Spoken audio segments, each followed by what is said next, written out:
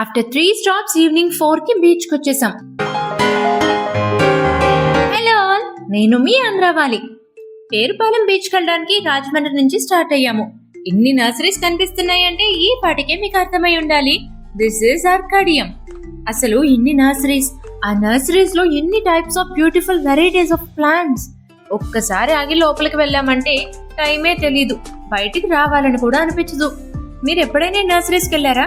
Comments లో నాకు చెప్పండి, నేనైతే వెళ్ళాను. అలానే please like, share and subscribe to Andhrawali. ఇప్పుడు మేమున్నాము జొన్నాడ బ్రిడ్జ్ మీద. Next Ravulapalem and Siddhantam cross చేసి అన్ప్లాన్డ్ గా ఒక ప్లేస్ లో ఆగాము. సో ఇదే ఆ ప్లేస్, పెనుగొండ అనే ఊర్లో ఉన్న వాసవి కన్యకా పరమేశ్వరి టెంపుల్. బయట నుంచి చూసే భలే ఉందే అనుకున్నాను. ఈ విగ్రహమే పెద్దదంటే అసలు లోపలున్న గోల్డెన్ స్టాచ్యూ అయితే ఇంకా చాలా పెద్దది, చాలా బాగుంది. పూజలు కూడా ఎంతో బాగా చేస్తున్నారు.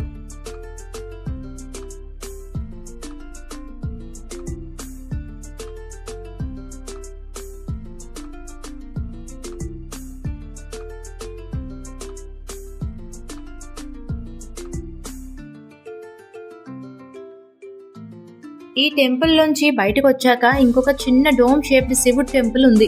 మధ్యలో పెద్ద శివలింగం, చుట్టూ 12 జ్యోతిర్లింగాలతో ఆ హోల్స్ నుంచి పడే సన్లైట్ తో నాకైతే వెరీ యూనిక్ గా అనిపించింది. ఓవరాల్ గా టెంపుల్ కూడా చాలా పీస్ఫుల్ ఎక్స్పీరియన్స్ ఇస్తుంది మనకి. నెక్స్ట్ మళ్ళీ భీమవరంలో లంచ్ కాగుదాం అనుకున్నాము.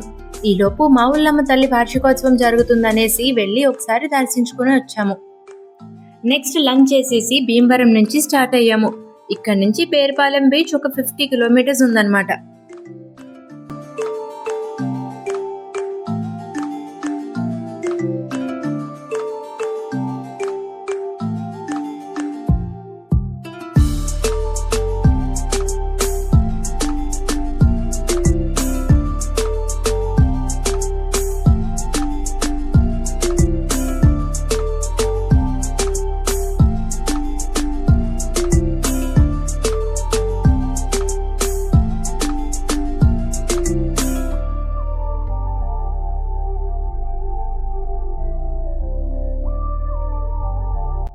సో భీమవరం నుంచి ఒక 30-40 మినిట్స్ అనుకుంటా ట్రావెల్ చేశాక రూట్ అంతా ఆల్మోస్ట్ చేపల చెరువులు, రొయ్యల చెరువులే ఉన్నాయి.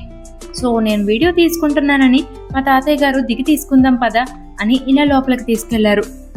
ఆల్మోస్ట్ టైం అయితే 3:30 అయిందనమాట. ఒక 10 మినిట్స్ ఇక్కడ నేచర్ కూడా ఎంజాయ్ చేసి మళ్ళీ బీచ్కి స్టార్ట్ అయ్యాము.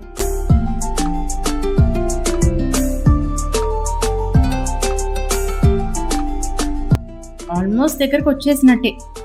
యాక్చువల్లీ నేను గూగుల్లో చూసినప్పుడు ఈ ప్లేస్ని ఆంధ్ర గోవా అంటున్నారు. ఫొటోస్ కూడా చాలా బాగున్నాయి. సో ఇప్పుడు వెళ్ళి చూడాలి అసలు గోవాని ఈ ప్లేస్ ఎంతవరకు మ్యాచ్ చేస్తుంది అనేది. ఈ మ్యాంగో ట్రీస్ చూస్తుంటే నాకైతే ఇక్కడ గార్డెన్ పార్టీ చేసుకుంటే భలే ఉంటుంది అనిపిస్తుంది.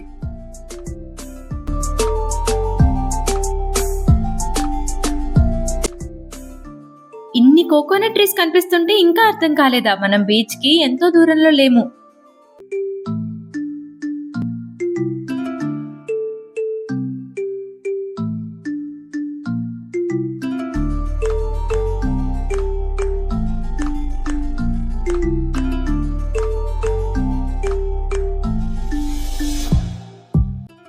జస్ట్ 2 కిలోమీటర్స్ చూపిస్తుంది అంతే.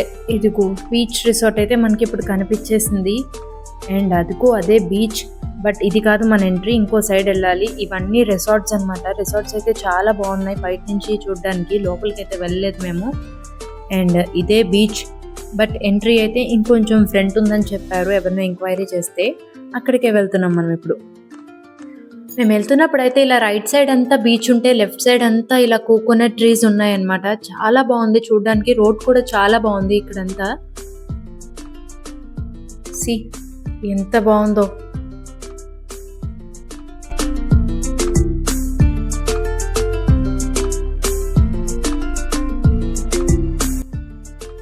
యాక్చువల్లీ నాకు ఈ కోకోనట్ ట్రీస్ని చూసి అనిపిస్తుంది మేబీ వీటి వల్లే దీన్ని ఆంధ్ర గోవా అంటున్నారేమో. కోకోనట్ ట్రీస్ అయితే అసలు లెక్కలేనని ఉన్నాయి, చాలా ఉన్నాయి.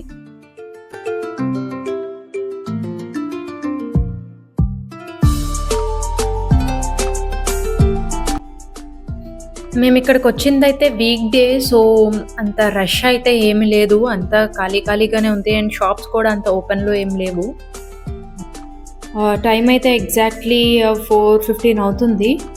భీమవరంలో ఎందుకు లంచ్ చేసి వచ్చామంటే మేము ఎర్లీగానే వద్దాం అనుకున్నాం. అక్కడ ఎవరినో అడిగితే చెప్పారు పేరుపాలెం బీచ్ దగ్గర అసలు తినడానికి ఏమి ఉండదు ప్రాపర్గా అని చెప్పారు. సో అందుకే అక్కడ తినేసి వచ్చేసాం. అండ్ బీచ్ ఎంట్రన్స్ అయితే ఇదే. సో వెహికల్ పార్క్ చేసుకుని let's get in to the beach.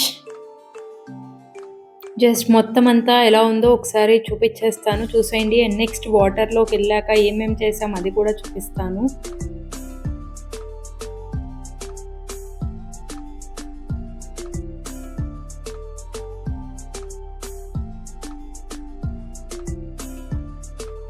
నేనైతే కొంచెం లోపలికి వెళ్ళడానికి రెడీ అయిపోయాను. బట్ ఈలోపు మా తమ్ముడు అంటున్నాడు స్టార్టింగ్లో కొంచెం డెప్త్ ఉంది, మధ్యలో ఫ్లాట్ ఉంది, మళ్ళీ వాటర్ ఉంది, చూసుకో అక్క అలా చెప్తున్నాడు అనమాట. నిజంగానే వాడు చెప్పినట్టు చాలా డెప్తే ఉంది, కనిపించట్లేదు. కానీ ఒక్కొక్క సైడ్ అప్ ఉంది, ఒక్కొక్క సైడ్ డౌన్ ఉంది, చూసుకొని వెళ్ళాల్సి వచ్చిందనమాట.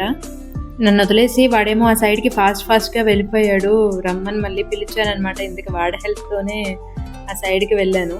ఇలా కొన్ని సముద్ర జీవులైతే మాకు కనిపించినాయి. ఏదో చిన్న శంఖం కదా, భలే ఉందని చేతిలో పెట్టుకుంటే ఏంటో పుచ్చుకున్నట్టు అనిపించింది. ఏంటా అని ఓపెన్ చేసి చూస్తే అది ఇదిగో ఇలా అది స్పైడర్ అవి ఉంటాయి కదా, అలా వచ్చింది, గుచ్చుకుంటుంది. వీడిని కొంచెం భయపెడదాం, వీడు ఏమన్నా భయపడతాడేమో. ఇంతకీ నేను తర్వాత చూసిన విషయం ఏంటంటే వాడు ఆల్రెడీ దాంతో ఫోటో తీసుకుంటున్నాడు. జస్ట్ ఇప్పుడే వాటర్లోకి షెల్ కనిపించింది, అది కూడా తీసాను. చాలా బాగుంది. ఇవన్నీ కలెక్ట్ చేసి ఏదైనా చెయ్యాలనిపిస్తూ ఉంటుంది బీచ్కి వచ్చినప్పుడల్లా. బట్ నాకైతే అంత టాలెంట్ లేదు, అందుకే అక్కడే తీసి చూసి మురిసిపోయి అక్కడే పడేస్తుంటాను. ఇదిగో ఇదైతే స్నేయిల్, నత్త, చాలా చిన్నది. చూడండి అదే వెళ్ళిపోతుంది, దాని అంతటా అది వాటర్లో వాక్ చేసేస్తుంది. చాలా చాలా క్యూట్గా అనిపించింది చూడటానికి. ఈ బీచ్ వేవ్స్ అన్నిటినీ ఎంజాయ్ చేస్తూ అలా కొన్ని ఫొటోస్ తీసుకునే లోపు 1 hour ఈజీగా అయిపోయింది. టైం అయితే ఆల్మోస్ట్ 5:15, సన్సెట్ టైం అయిందనమాట. చాలా బాగుంది వ్యూ అయితే చూడడానికి, చాలా బాగా అనిపించింది. అసలు రాబుద్ది అవ్వలేదు, బట్ మళ్ళీ రిటర్న్ అయిపోవాలి రాజమండ్రి కాబట్టి, లేట్ అయిపోతుంది కాబట్టి సో ఫోర్స్ఫుల్లీ స్టార్ట్ అయ్యాము.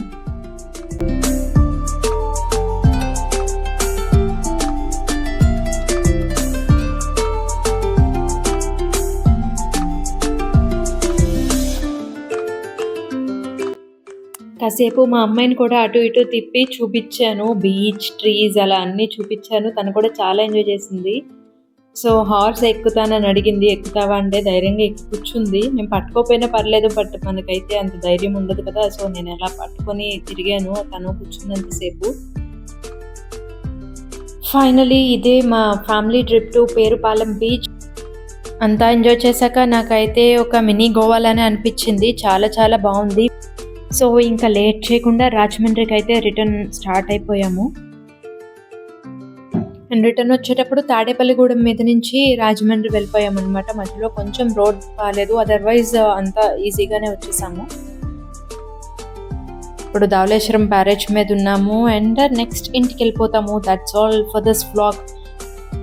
So thank you for watching, subscribe and stay tuned for more.